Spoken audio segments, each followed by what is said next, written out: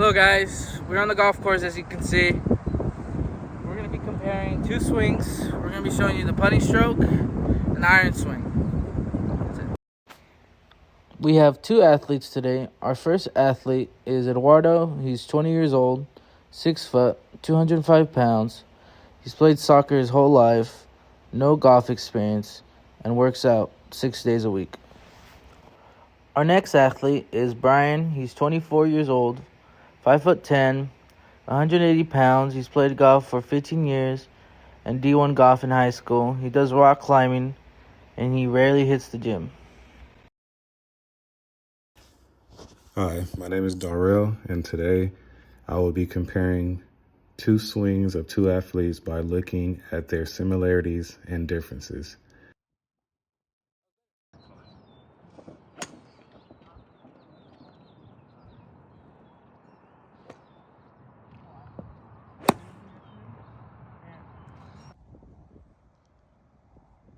First, let's start with the similarities.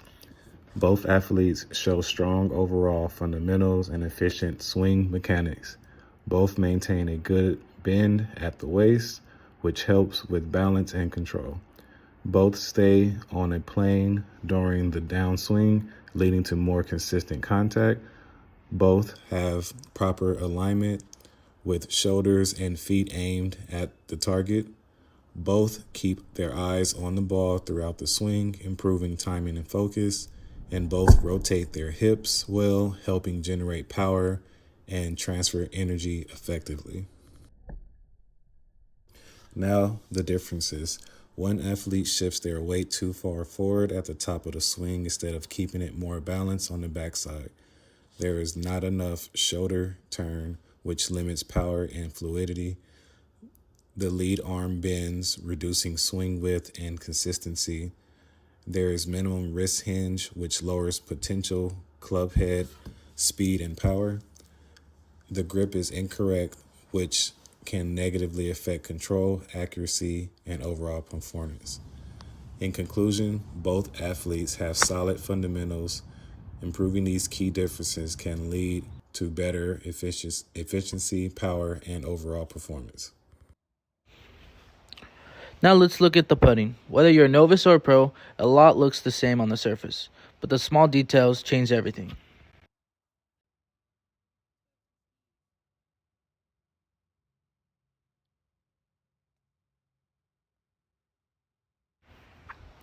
The similarities. First, the basics.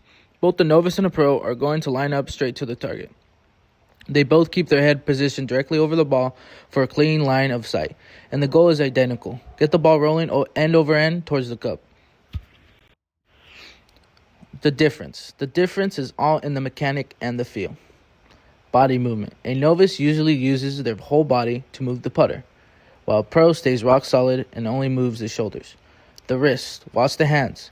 A novice uses way too much wrist, which makes the face inconsistent. A pro keeps the wrist quiet. Speed control.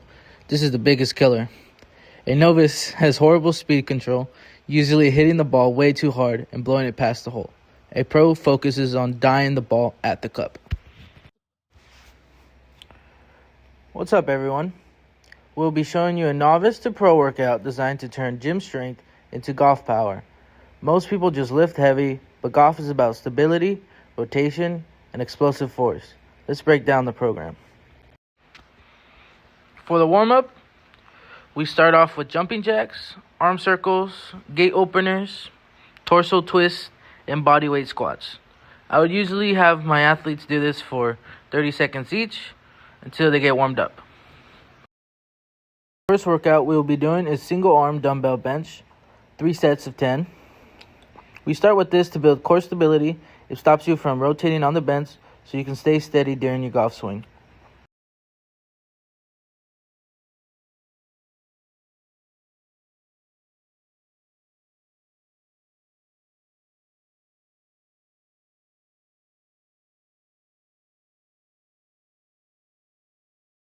Our second workout, we'll be doing kneeling face pulls, 3 sets of 10. These are for shoulder health. We're strengthening the upper back to prevent injury and improve your posture.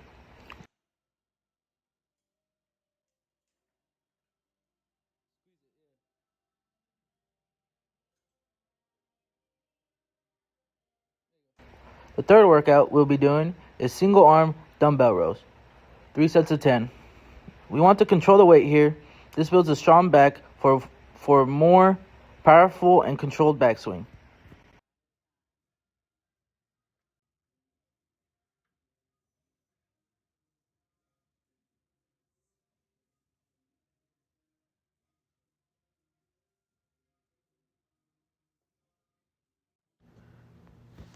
For the next workout, Bulgarian split squats.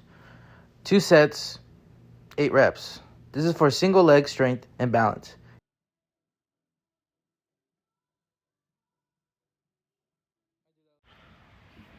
For the fourth workout, we will do paddle-off rotations, 3 sets of 8. This is the most important move. It teaches your core to resist tension, which is key to a consistent, repeatable swing.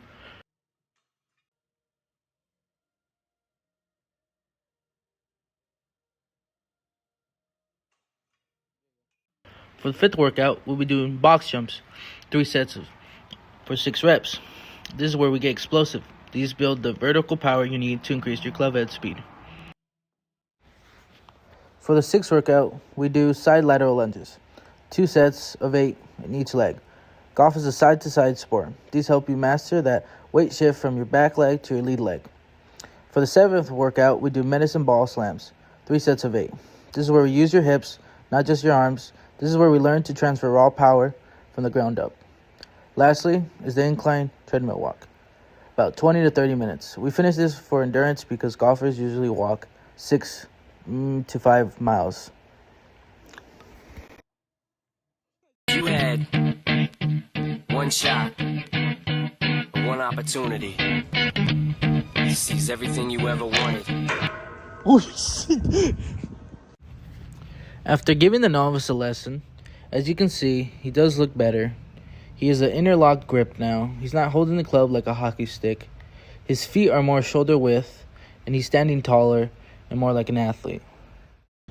This project has helped me for my profession. I want to be a strength and conditioning coach, and it showed me that if I train my athletes well, not just strength training, but also different explosive movements that can translate into sports and help them get better. Hi everybody, after doing this project, I realized that it takes a lot of mental capacity to play golf. I want to be an exercise psychologist, so I'm going to be working with patients on the more mental side of everything. So for example, for sure this is going to help me just so I can teach my patients, especially after coming back from an injury, how to get to their top form back from their sport. I think it's very important because a lot of people think of the physical aspect of it, which obviously it's hard to come back from.